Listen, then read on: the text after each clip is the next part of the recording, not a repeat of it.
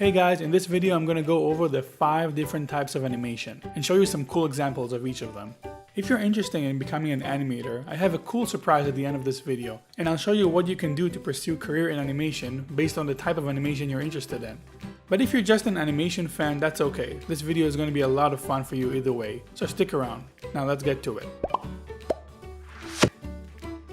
We'll start off with traditional animation. You might call it 2D animation, but I actually place 2D in a different category, and you'll see why later in the video. Traditional animation, sometimes referred to as cell animation, is one of the older forms of animation.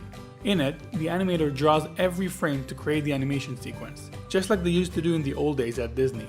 If you've ever had one of those flip books when you were a kid, you'll know what I mean. Sequential drawings, screened quickly one after another, create the illusion of movement.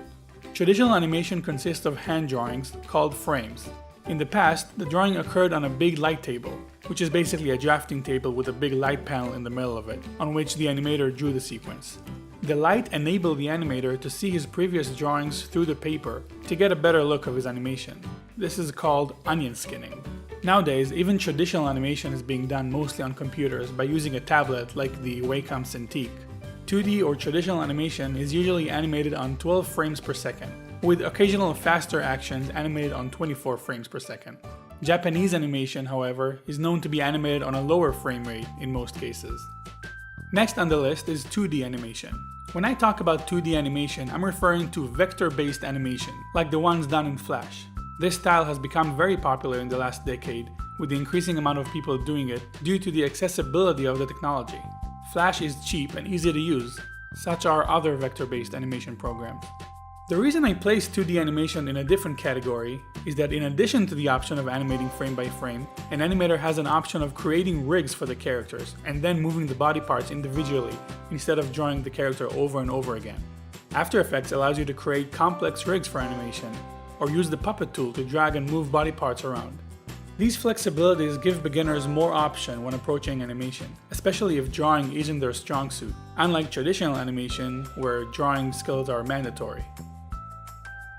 The third type is 3D animation, also known as computer animation, or honestly just animation at this point, since this is the most common form of animation today, just like traditional animation used to just be called animation 30 years ago. 3D animation, however, works in a completely different way than traditional animation. They both require an understanding of the same principles of movement and composition, but the technical skill set is very different for each task. Like I've mentioned before, while in the past you had to be an amazing draftsman to be an animator, with computer animation that is not the case. 3D animation is more similar to playing with puppets rather than drawing. The animator moves the character in a 3D program with special controls that are connected to each body part, such as hands, elbows, lips, etc., and then sets a keyframe when all the body parts are in the right position. They proceed to move forward in time and move all these controls again to create another keyframe. The computer then calculates the journey the body parts is going through between each of those keyframes. A 3D animator will spend most of their time looking at curves that represent the movement of different body parts over time. Another big difference with 3D animation is that unlike traditional animation, the character's body parts are always present and should be taken into consideration.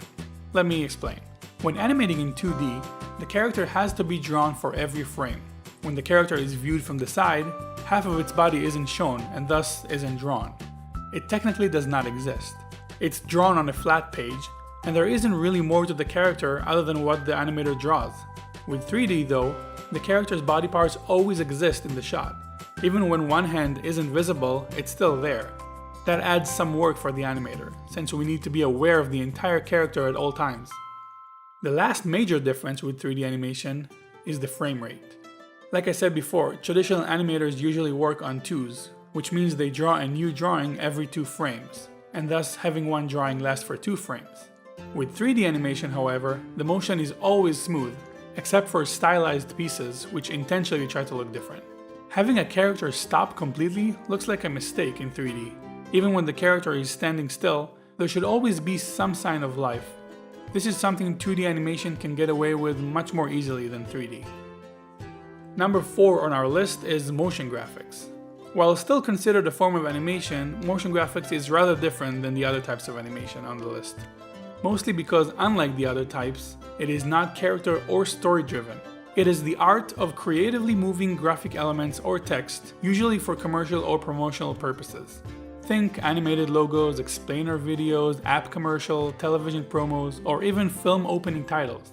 The skills for motion graphics don't necessarily translate to the other types of animation, since they don't require knowledge of body mechanics or acting, but they do have some attributes in common, such as understanding good composition and the all-important camera motion. Last but not least is stop motion. Stop motion is a special form of animation that combines live-action filmmaking principles with traditional character animation. Stop motion is done by taking a photo of an object and then moving it just a little bit and taking another photo. The process is then repeated, and when the photos are played back one after another, they give the illusion of movement. This is similar to traditional animation, but it uses real-life material instead of drawings. Let's look at some different styles of stop motion. One of the most popular forms is claymation, working with clay or Play-Doh characters that can easily be manipulated for animation. Advanced claymation, as seen in the Neverhood or Armycrog, uses metal skeletons on which the clay is then molded for more sturdy rigs. Some animators would use regular puppets instead of clay ones, usually also built upon some sort of skeleton rig. The faces of the characters can be replaced based on the expressions or be controlled within the rig. Another popular form of stop motion is cutout, using construction paper or cardboard characters and placing them on paper while shooting the animation from above. That's how South Park was originally made before they switched to computers. Similar to cutout animation, silhouette animation uses cardboard or some kind of flat material, but the objects are all dark and the shot is depicted with silhouettes only. This is one of the oldest forms of stop motion and is rarely used today. Some use action figures or Lego characters for animation. This genre is very popular on YouTube, with many channels dedicated to creating funny skits with Lego characters. Robot Chicken is a great example of that. They use famous action figures to make fun of pop culture. Then there's pixelation, a form of stop motion that uses real people and real environments to create unreal videos. It uses the stop motion method of taking a still photo, moving things around and then taking another photo, but the subject matter is usually real people instead of puppets. Alright, so now you know all about the different types of animation. If you're interested in taking things to the next level, I have written a complete guide with step-by-step process to learning each of those 5 types of animation.